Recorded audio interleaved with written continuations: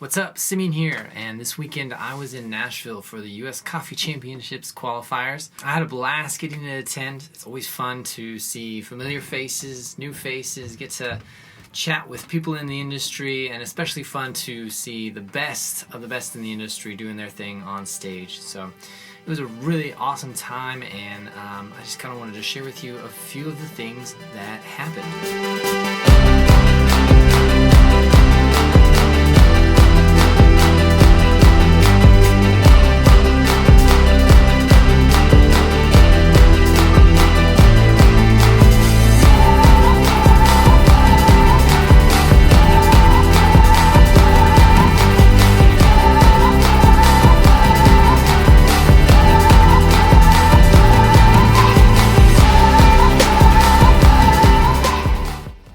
Qualifiers are the second series of events following the preliminary competitions, and competitors are vying for the opportunity to compete at the national championships in the upcoming months. So the 2020 season includes qualifier events in Sumner, Washington, Nashville, Tennessee, and Orange County, California. The barista stage was probably the biggest of the stages, hosted 60 plus baristas. They each presented their espresso and milk beverages to 4 judges for a sensory and technical-based score. Last year's U.S. Barista champion, Sam Spillman, took home the top prize for the Barista Comp. Brewers Cup, which is in its 10th year, had about 40 competitors who manually brewed their own coffee for 3 judges for a sensory and technical score in their open service, as well as brewing a compulsory coffee to be blind tasted by the judges for a purely sensory score. Alika Lifty from Onyx Coffee Lab took first place in the Brewers Cup.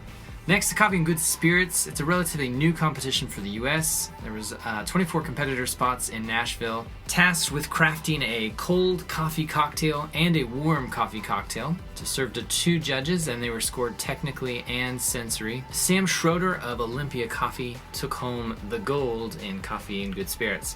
Cup Tasters had 48 competitors competing this weekend. I was the MC for the Cup Tasters stage, and I will say this is an exciting event to be a part of. Competitors cup 6 triangulations. Each triangulation has 3 cups, 2 alike and 1 odd. Competitors must use their sense of smell and taste to determine which cup is the odd cup, and then for each one they identify correctly, they earn a point. The fastest time determines a tiebreaker, and Chelsea Thompson scored 6 of 6, and she did it in just over 3 minutes for the win. Lastly, the Roasters competition had 35 competitor spots, and each competitor was shipped 20 pounds of green coffee. They roasted that. They brought a few pounds to the competition to serve to the judge as well as to the audience. After a short presentation to the judges, points are awarded for sensory scores of the coffee and for the roasters' presentations. Ross Bryant of Boxcar Coffee Roasters took home first place in the roasters competition. The event space was First Track in Nashville. It also had a market which had companies demoing goods and equipment. There was the Barista Cafe, which serves coffees from competitors and to all the attendees. And most exciting for me was the US Latte Art Championship Exploration booth. So back in 2014 and 2015, the US did host a Latte Art Championship and sent myself as the champion and runner-up in 2014 and 2015 respectively to the World Championship. This year the exploration is just trying to generate interest in the Latte Art Championship to bring it back to the US so that we can send another champion.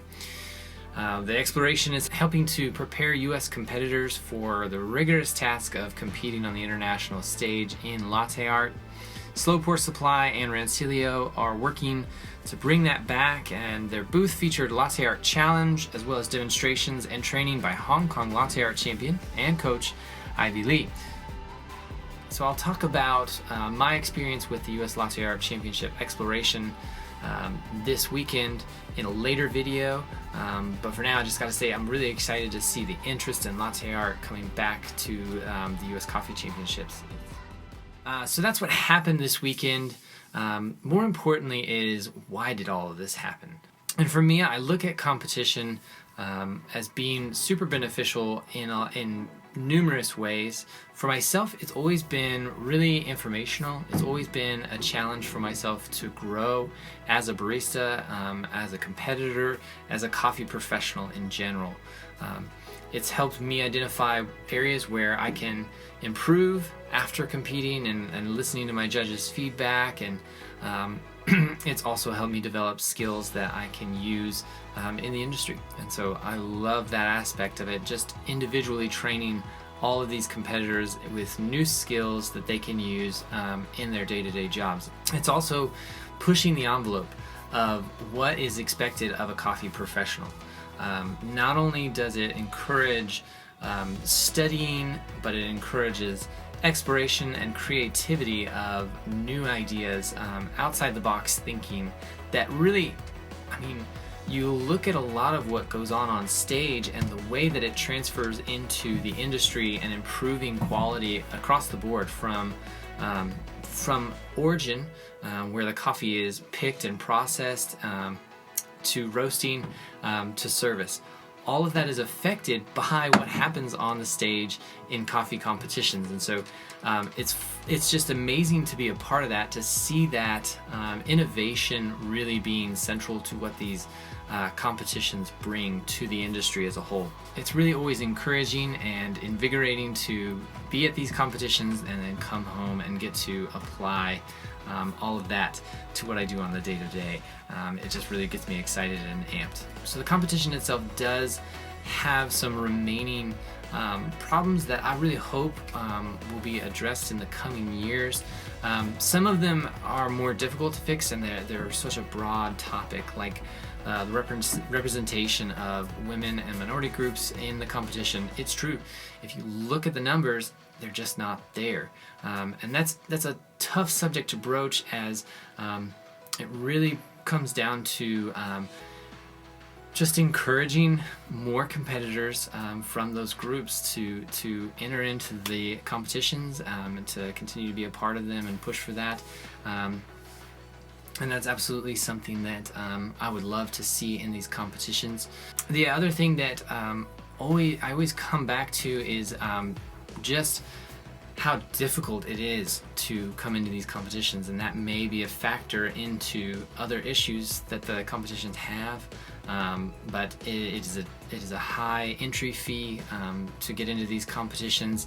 It is a lot of work. It requires the support of a lot of people. These competitions are really detailed, and for a competitor it is months and months of preparation, and it is hundreds if not thousands of dollars in an investment.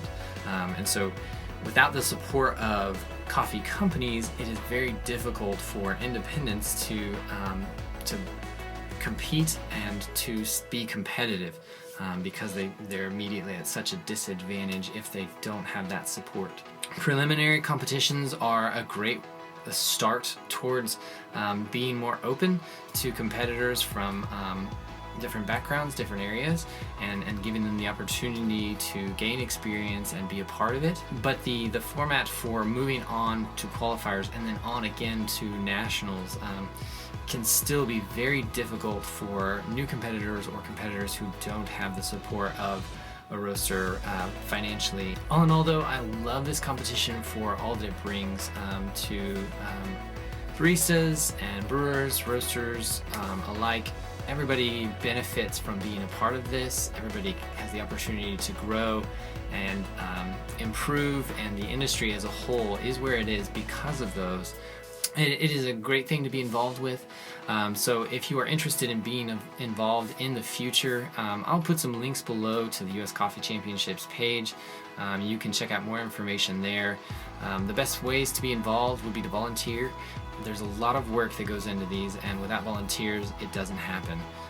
You can also become a competitor, and if you're interested in judging, I highly recommend it, especially if you're interested in competing. Going through the judging really helps to establish a mindset that you can take into competition, and will help you succeed. The upcoming competition in February, which will be in Orange County, California, is actually the US National Barista Championship, as well as the US National Brewers Cup Championship, and then it will have a qualifier alongside that for cup tasters. Expo will be at the end of April, which is a big gathering of coffee industry leaders, as well as a few of the competitions will be ongoing there as well for the national levels. And those competitors in the national championships for brewers, barista, cup tasters, and roasters would then go on to their respective world championships, which are featured all over the globe. So it's really exciting few months as we close out our national competition season and then get ready for the world competition season early this summer. So links to be involved are below, as well as a link for all of the results, winners from each of the competitions. And thanks so much for watching it, and we'll see you guys soon. Cheers.